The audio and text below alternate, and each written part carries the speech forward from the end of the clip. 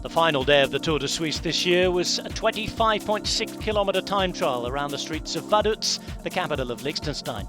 The course took the riders along the River Rhine, out to the time check after 12.9 kilometres, and then a slightly hillier and headwind section back into the capital city Vaduz itself. Mostly flat, a couple of lumps and bumps, a harder second part, but if you have better legs, the time to make up on the rest. Dylan van Baarle was the early pace setter. He got the better of Chad Hager and led by 20 seconds for most of the day. There was a disastrous moment near the finish for Ilan van Wilder. He was unable to finish the race.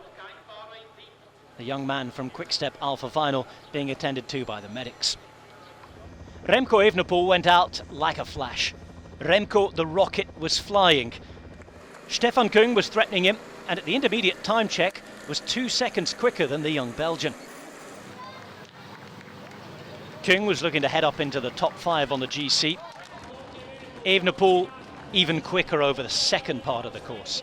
He absolutely destroyed the time that had been set by Dylan van Baarle. 1:04.85 quicker, a 54 km per hour average, and the lead. Also going well on a brand new prototype disc brake bike was Dani Martinez.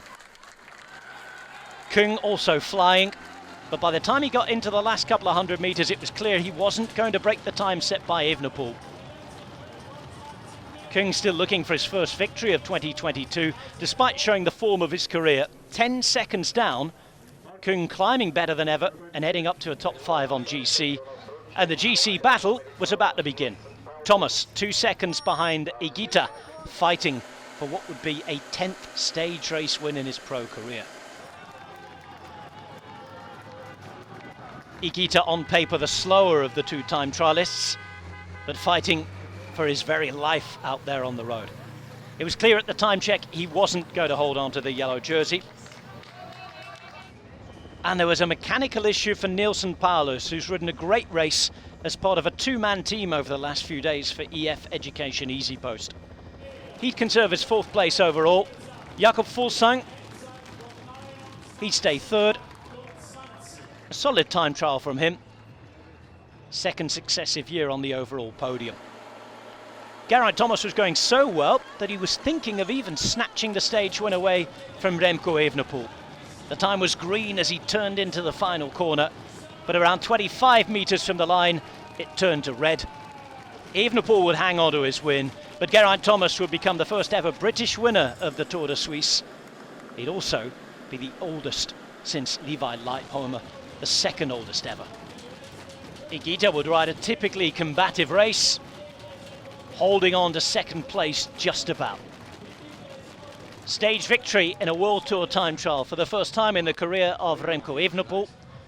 Yeah, but after 2K it was like...